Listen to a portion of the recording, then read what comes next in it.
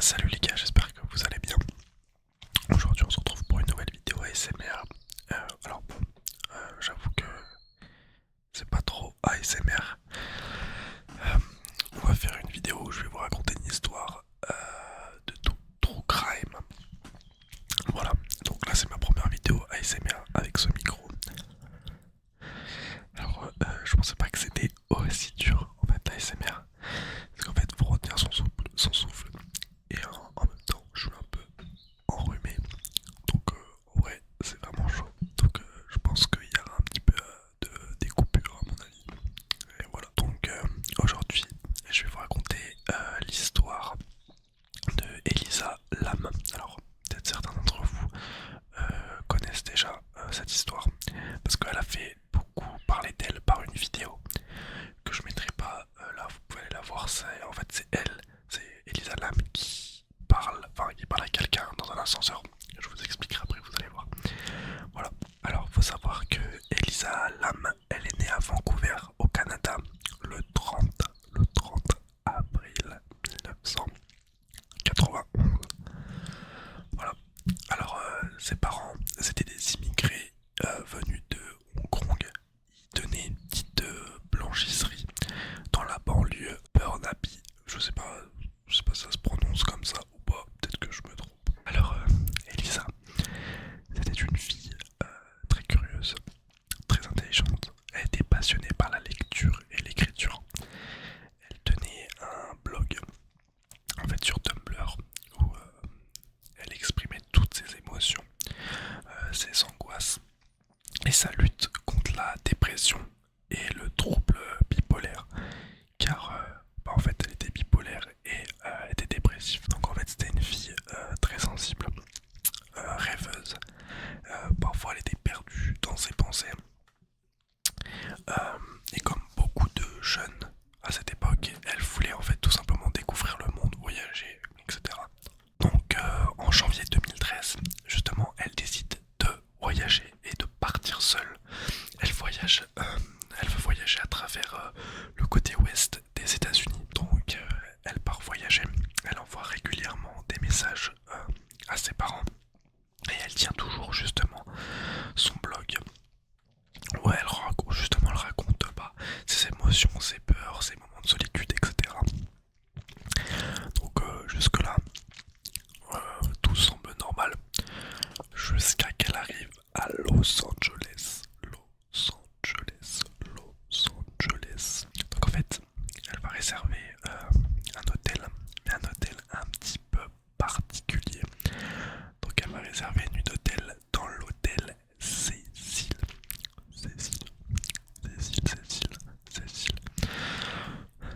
Donc en fait c'est un immense bâtiment au cœur du centre-ville. Donc un hôtel vraiment bien placé. Il a été construit dans les années 1920 et c'est devenu au fil du temps un lieu maudit, maudit, maudit, maudit. Alors pourquoi? Car il y a eu plusieurs choses pas très cool qui s'est passé dans cet hôtel, notamment des meurtres, des overdoses et même des tueurs en série. Ils ont séjourné dans cet hôtel là. Mais bon, je pense que Elisa ne le savait pas. Elle s'était pas renseignée avant justement dans cet hôtel. Donc les gars, quand vous êtes dans un hôtel, renseignez-vous. Parce que bon, vous allez voir ce qui va se passer. Donc au début, tout semblait aller. Elle se sentait bien dans cet hôtel. Mais en fait, les clients, ils sont pleins en fait, de son comportement. Alors pourquoi? Parce que bon, ça avait l'air d'être une vie tranquille. Parce qu'en fait, elle se mettait à parler toute seule. Toute seule, elle riait sans raison. Elle se mettait à rire, à parler toute seule. C'était vraiment une manière d'agir assez étrange. Donc, en fait, ce qui se passe, c'est que l'hôtel, ils vont décider de déplacer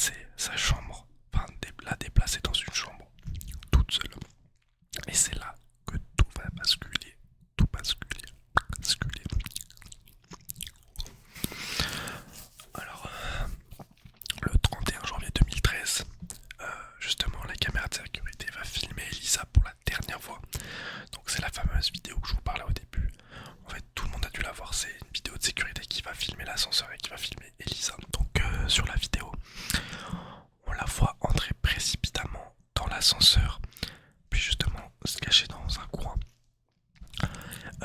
Elle va regarder dehors l'ascenseur, sortir sa tête et faire des gestes un petit peu étranges, comme si elle parlait à quelqu'un, mais qu'on ne voit pas. Puis en fait, elle quitte l'ascenseur et elle disparaît. À jamais. Elle disparaît, disparaît, disparaît, disparaît. Donc après ça, après cet événement, les jours passent et ses parents ont plus de nouvelles d'elle. Donc là, ce que vont faire, c'est que la police vont fouiller l'hôtel, les chambres, les couloirs, les toits, ils vont fouiller de fond en comble, mais rien, jusqu'à ce qu'un client commence à se plaindre. En fait, l'eau du robinet était devenue un petit peu trouble, un petit peu marron, vous voyez. Et ce qui se passe, c'est que l'eau de la douche sentait vraiment bizarre. Elle avait une odeur particulière, mais pas commun. Du coup, en fait, ce qu'ils ont fait, c'est qu'ils se sont plaints.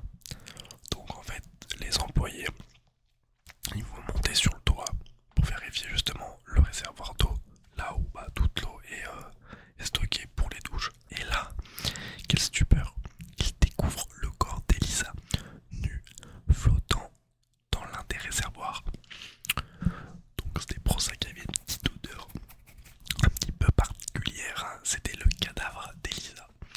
Voilà, tip top, et c'est pour ça que l'eau était trouble, hein, vous imaginez. Mais ce qui est bizarre dans tout ça, en fait, c'est que les portes du toit étaient fermées à clé. Et pourtant, ils ont bien retrouvé Elisa là-bas. Donc c'est super bizarre.